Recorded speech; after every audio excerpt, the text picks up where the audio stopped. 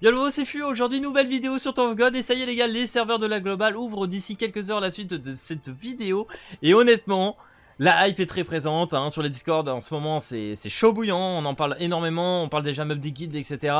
Donc c'est vraiment plaisant et qui plus est, on possède vraiment toutes les informations pour bien commencer le jeu, on a plein de guides à disposition, c'est incroyable. Je vous mettrai tous les Discord en description, voilà tout ce que vous aurez besoin pour vous mettre bien sur le jeu. Donc dans cette vidéo, on va parler bien évidemment des rerolls, des guides, personnages à focus, etc. Il y aura vraiment de tout. Donc je tiens à remercier énormément Shiro et la communauté TOC, voilà, qui nous ont produit tout simplement tous ces guides. Hein.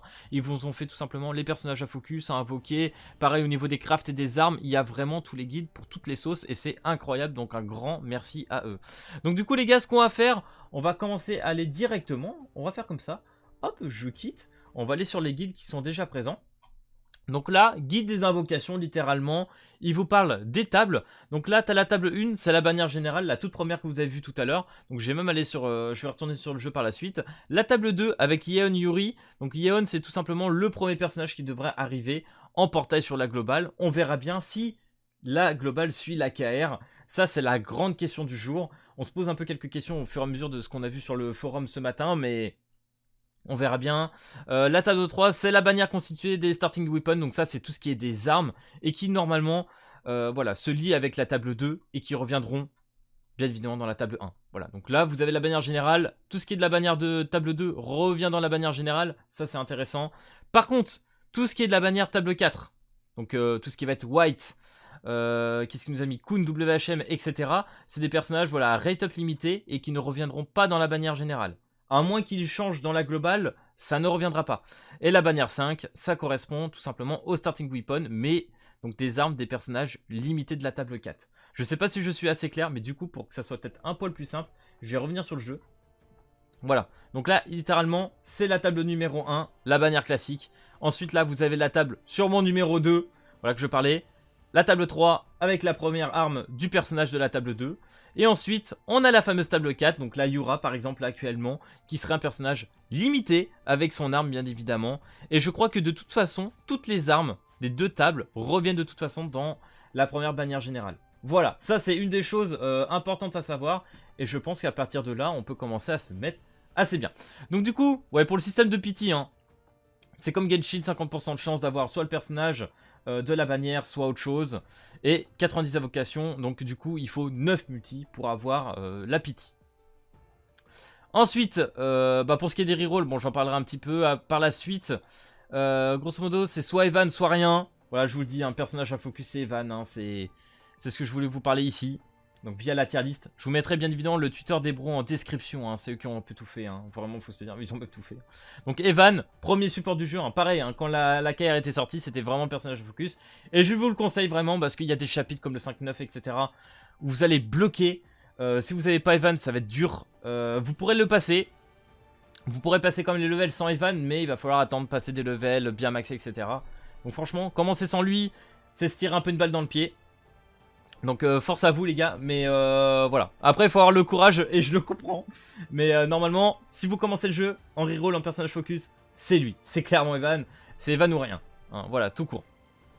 Donc du coup les gars, j'ai sauté un petit peu là. Donc là du coup il nous montre tout simplement les bannières qui vont arriver à la suite. Donc là par exemple, première bannière c'est Yeon.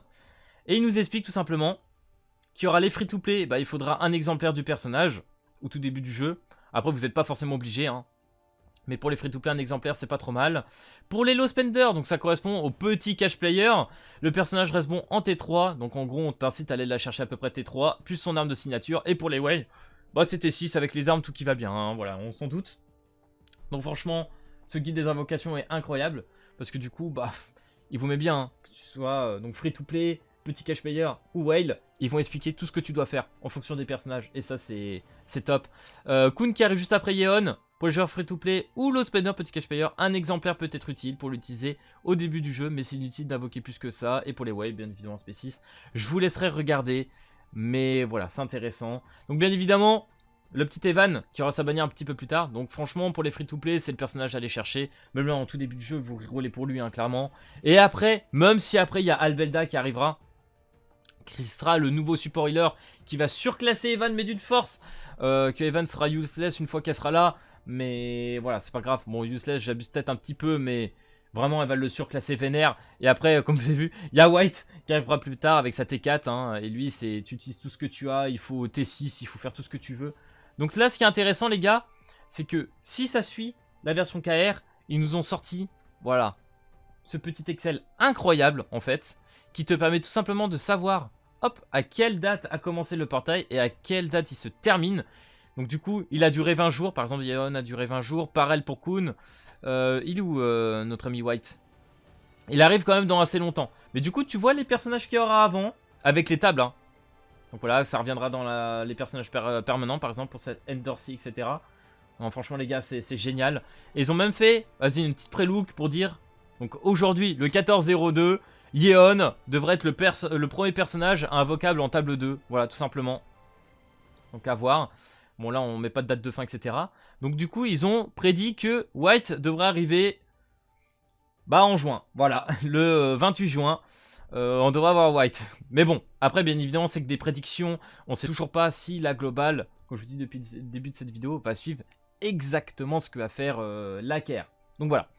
Donc franchement, n'hésitez pas à aller voir tous ces guides, etc. Là, j'ai parlé que de personnages, portails, etc. Parce que c'est le truc qui va nous intéresser vraiment pour commencer. Pareil pour les armes. Hein. Les armes sont aussi très très importantes à invoquer. Il y en a qui sont super cool. Surtout pour les personnages bannières que tu utilises. En général, il faut les armes qui vont quand même bien avec. Donc du coup, les gars, on va revenir sur le jeu. Et je vais tout simplement vous montrer, hop, comment on reroll. C'est tout simple. Vraiment, c'est tout simple. C'est ici en haut à droite. Tu vas ici. Tu vas dans le petit rouage. Et tu vas dans le 4e onglet. Vous, je sais pas ce que ce sera. Alors moi, c'est l'onglet un peu grisé ici. C'est cette écriture-là. Mais vous, vu que vous partirez avec un compte guest au début, il faut pas lier son compte. Hein, parce que moi, il est lié actuellement. C'est pour ça que j'ai 3 boutons. Vous en aurez que 2. Ça sera le 2e bouton de toute façon pour vous en guest. Et puis une fois que vous cliquerez dessus, vous pourrez recommencer le tuto, etc. jusqu'à revenir aux invocations. Tout simplement. Et faire des rerolls. Ça dure à peu près 8 minutes un reroll.